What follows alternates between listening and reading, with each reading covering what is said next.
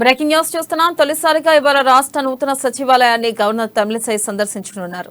రాష్ట్రంలో నూతనంగా నిర్మించిన సచివాలయాన్ని కాసేపట్లో పరిశీలించనున్నారు. ఇవాళ సచివాలయ ప్రాంగణంలో కొత్తగా నిర్మించిన దేవాలయం, మసీదు, చర్చిలను సీఎం కేసీఆర్ ప్రారంభించనుండగా ఈ కార్యక్రమానికి చీఫ్ గెస్ట్ గా గవర్నర్ తమిళిసై హాజరు కానున్నారు. అయితే రాష్ట్ర నూతన సచివాలయాన్ని నిర్మించిన తర్వాత ఇప్పటి వరకు గవర్నర్ సందర్శించలేదు. ఇక ప్రారంభోత్సవ ఏర్పాట్లను సీఎస్ శాంతికుమారి పర్యవేక్షించారు. ఈ సందర్భంగా నల్లపోచమ్మ ఆలయంలో నిర్వహిస్తున్న పూజా కార్యక్రమాల్లో పాల్గొన్నారు.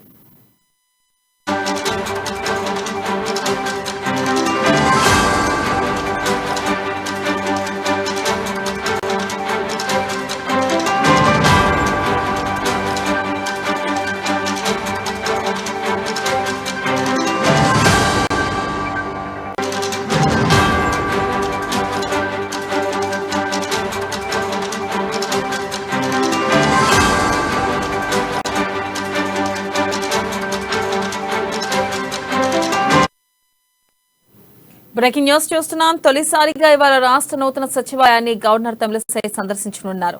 రాష్ట్రంలో నూతనంగా నిర్మించిన సచివాలయాన్ని కాసేపట్లో పరిశీలించనున్నారు. ఇక ఇవాళ సచివాలయ ప్రాంగణంలో కొత్తగా నిర్మించిన దేవాలయం, మసీదు, చర్చిలను సీఎం కేసీఆర్ ప్రారంభించనుండగా ఈ కార్యక్రమానికి చీఫ్ గెస్ట్ గా గవర్నర్ తమిళిసై హాజరు కానున్నారు. ఇక దీనిపై మరింత సమాచారాన్ని మా ఇన్పుట్ ఎడిటర్ శ్రీనివాస్ అందిస్తారు. శ్రీనివాస్, చెప్పండి, మొట్టమొదటిసారిగా సచివాలయాన్ని గవర్నర్ సందర్శించనున్నారు. ఈ నేపథ్యంలో సీఎం కేసీఆర్ కి గవర్నర్ కి సంబంధాలు మళ్లీ కలవనున్నాయా? అప్డేట్స్ ఏంటి? రైట్ వెన్నెల, ఏదైతే చూస్తున్నామో మనకు మరికొద్ది సేపట్లో రాష్ట్ర గవర్నర్ తమిళసై సెక్రటేరియట్ లో నూతనంగా నిర్మించిన ఆలయము, అదే విధంగా చర్చ్, మసీదు ప్రారంభోత్సవ కార్యక్రమానికి ముఖ్య అతిథిగా హాజరు కాబోతున్నారు. ముఖ్య అతిథిగా హాజరు కావాలని చెప్పేసి కూడా ముఖ్యమంత్రి కేసీఆర్ గవర్నర్ కు ఆహ్వానించడం జరిగింది. ఈ నేపథ్యంలో ఒక రాజకీయ పరమైన చర్చకు కూడా దారితీసిందని చెప్పొచ్చు. ఎప్పుడైతే నిన్న పట్నం మహేందర్ రెడ్డి ప్రమాణ స్వీకార కార్యక్రమం రాజ్భవన్ లోనే జరిగింది. రాజ్భవన్ లో జరగాలి రివాజ్ కూడా.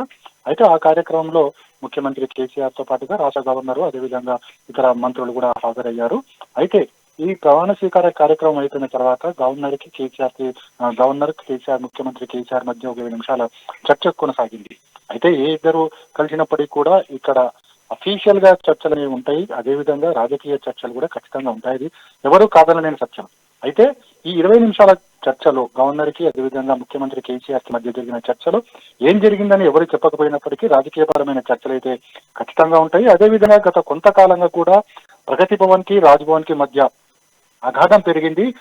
ముఖ్యమంత్రికి, గవర్నర్ తమిళసైకి మధ్య మాట చాలా సార్లు జరిగాయి. అదేవిధంగా మంత్రులు కూడా పరిధి దాటి గవర్నర్ ను విమర్శించిన దాఖలాలు కూడా మనం చూస్తూ వచ్చాము.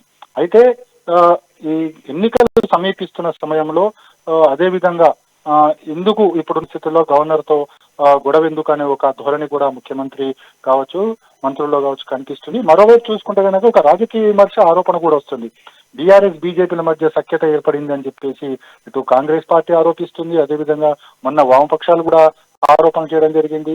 సో ఇవన్నీ చూసుకుంటే కనుక బీఆర్ఎస్, బీజేపీల మధ్య ఏదైనా ఒక సఖ్యత కలిగిందా ఎన్నికల కోసం అని చెప్పేసి కూడా అనుమానాలు తలెత్తుతున్న నేపథ్యంలో నిన్న గవర్నర్, అదేవిధంగా ముఖ్యమంత్రి కేసీఆర్ భేటీ అందుకు ఒక తార్కాణంగా మనకు నిలుస్తుంది. ఎందుకంటే ఈ ఆరోపణలన్నిటి కూడా అది నిజమేమో అనే విధంగా కనిపిస్తుంది. అదేవిధంగా ఈ రోజు ఏదైతే సచివాలయంలో అమ్మవారి టెంపుల్ తో పాటుగా మసీదు, చర్చ్ ప్రారంభోత్సవానికి గవర్నర్ని ఆహ్వానించడం కూడా అందులో భాగమేనా అనే ఒక అనుమానం అయితే కలుగుతుంది. కానీ ఎందుకంటే మర్యాదపూర్వకంగా నిన్న ప్రమాణ స్వీకార కార్యక్రమంలో ముఖ్యమంత్రి, అదేవిధంగా గవర్నర్ ఇద్దరు భేటీ అయ్యారు కాబట్టి మర్యాదపూర్వకంగా ఆహ్వానించాలనిచ్చిన బాధ్యత కూడా ముఖ్యమంత్రి మీద, ప్రభుత్వం మీద ఉంటుంది. కాబట్టి ఆ విధంగా ఆహ్వానించాలని కూడా అనుకోవచ్చు. మొత్తానికి ఏదైతే గవర్నర్ తొలిసారిగా నూతన సచివాలయంలోకి అడుగు పెట్టబోతుంది.